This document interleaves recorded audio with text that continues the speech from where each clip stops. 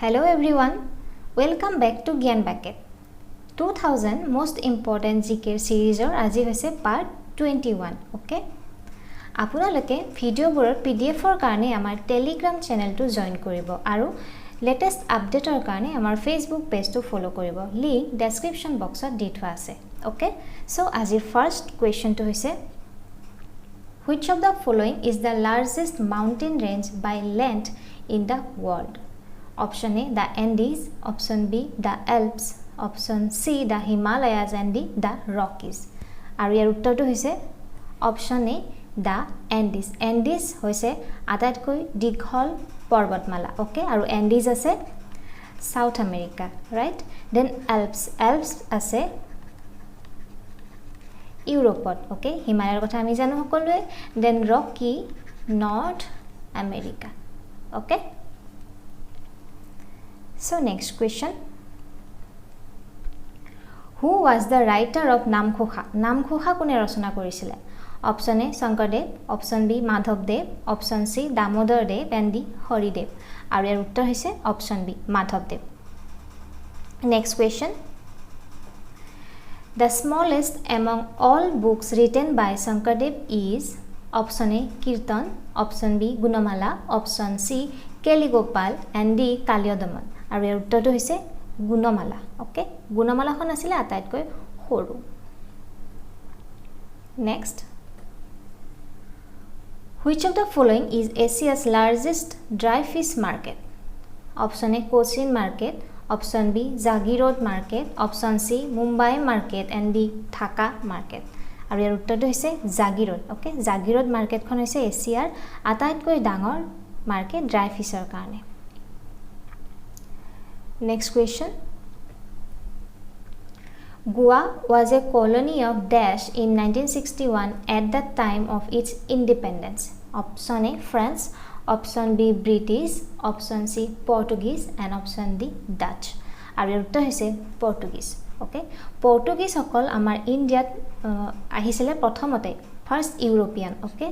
Vasco da Gama 1498 ত আহিছিল আৰু একেবাৰে হেখত যোৱা লাষ্টত যোৱা ইউৰোপিয়ান ও পৰ্তুগীজে হয়, ওকে? ফাৰ্স্টতে আহিছিল আৰু হেখত গৈছিল, ৰাইট?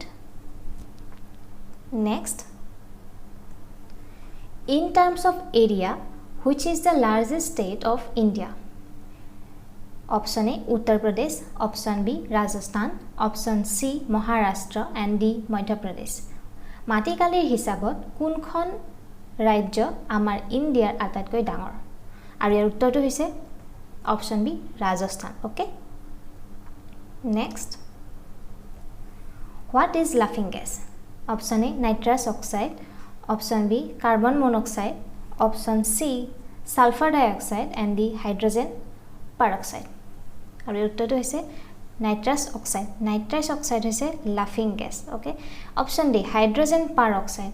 হাইড্ৰজেন পাৰক্সাইড ইউজ কৰা হয় এণ্টিছেপ্টিক হিচাপে, ওকে? এই কুৱেশ্যনটো এক্সামত আহিছে আগত, right? Next question, who was the first speaker of Lok Sabha? লোকসভাৰ প্ৰথম স্পীকাৰ কোন আছিলে? Option A, Manohar Joshi. Option B, J V Mavalankar. Option C, G S Dhillon. And D, Hukum Singh. আৰু ইয়াৰ উত্তৰটো হৈছে option B, G V Mavalankar. Next question, the state of Nagaland celebrates its statehood day on option A, 1 December. Option B, 13 December. Option C, 10 August. আৰু option D, 15 August. আৰু ইয়াৰ উত্তৰটো হৈছে option A, 1 December. ডিচেম্বৰৰ 1 তাৰিখে নাগালেণ্ডে চেলিব্ৰেট কৰে statehood day. Next question, the world day against child labour is observed on option A, June 12. Option B, June 11. Option C, June 13. And D, June 10। আৰু ইয়াৰ উত্তৰটো হৈছে জুন 12। জুন 12, জুনৰ 12 তাৰিখে world day against child labour উদযাপন কৰা হয়। Next, cause of night blindness is the deficiency of vitamin. Option A, B, option B A, option C C vitamin and D K vitamin. আৰু ইয়াৰ উত্তৰ হৈছে option B A vitamin. A ভিটামিনৰ অভাৱত night blindness হয়। Okay, then K vitamin. K ভিটামিনে help কৰে blood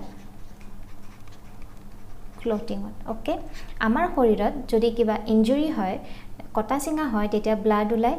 সেই ব্লাডখিনি গোট মাৰিবৰ কাৰণে হেল্প কৰে কে ভিটামিনে, ৰাইট? নহ'লে আমাৰ শৰীৰৰ পৰা গোটেই ব্লাড ওলাই যাব। চ' সেই বাহিৰ ওলোৱা ব্লাডখিনি গোট লগাবৰ কাৰণে কে ভিটামিনে হেল্প কৰে। অ'কে, ব্লাড ক্লটিঙত হেল্প কৰে। And this is very very important question, আগৰ বহুত এক্সামত আহিছে। All right, so' next question. Right to Information Act came into force in India from option A 10th October 2005, option B 11th October 2005, option C 12th October 2005 and D 13th October 2005. আৰু ইয়াৰ উত্তৰটো হৈছে 12th October 2005. Okay, next, from which year did Saka era begin?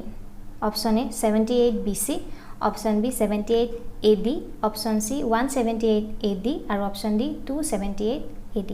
আৰু ইয়াৰ উত্তৰটো হৈছে option B 78 AD। Okay,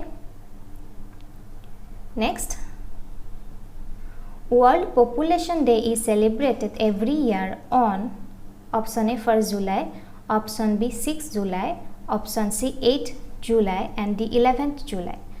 আৰু ইয়াৰ উত্তৰ হৈছে option D 11th July।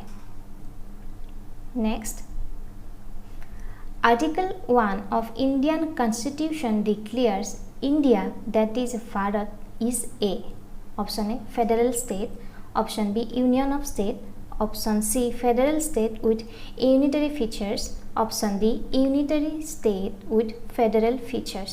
আৰু ইয়াৰ answer হৈছে option B। Okay, কুৱেশ্যনত ইণ্ডিয়া ডেট ইজ ভাৰত, এনেকৈও এক্সামত কুৱেশ্যন আহে। আমাৰ ইণ্ডিয়ান কনষ্টিটিউশ্যন মতে কি বুলি লিখা আছে আৰ্টিকল 1ত ইণ্ডিয়াৰ কথা। অ'কে, অপশ্যনত দিব হিন্দুস্তান, দেন ভাৰত, এনেকৈ অপশ্যন দি দিব। So' Bharat, India that is Bharat, right? So' next question. Who was the first Deputy Prime Minister of India? Option A Dr. Rajendra Prasad, option B Sukumar Sen, option C Jawaharlal Nehru and D Sardar Vallabhbhai Patel। আৰু ইয়াৰ উত্তৰটো হৈছে Sardar Vallabhbhai Patel। Okay, Sardar Vallabhbhai Patel আছিলে first Deputy Prime Minister, right? Next, the Blue Revolution is related with option A milk production, option B food grain production, option C fish production and D oil seed production। আৰু ইয়াৰ উত্তৰটো হৈছে option C fish production। Okay, blue revolution, blue পানী, so মাছ ক'ত থাকে? পানীত থাকে। so blue revolution is related with fish production, right? Next, the first editor of the Assamese monthly journal Jonaki was option A Hemchandra Goswami, option B Lakshminath Bezborua, option C Chandra Kumar Agarwala and D Prafulla Chandra Borua। আৰু ইয়াৰ উত্তৰটো হৈছে option C Chandra Kumar Agarwala। Chandra Kumar Agarwala আছিলে first editor জোনাকীৰ। Okay, next, shifting the capital from Delhi to Daulatabad was made during the time of option A Alauddin Khilji, option B Kutubuddin Aibak, option C Muhammad bin Tughlaq আৰু D Firoz Shah Tughlaq। আৰু ইয়াৰ উত্তৰ হৈছে Muhammad bin Tughlaq। তুগলকে কেপিটেলখন দিল্লীৰ পৰা দৌলতাবাদলৈকে shift কৰিছিলে, right? Next,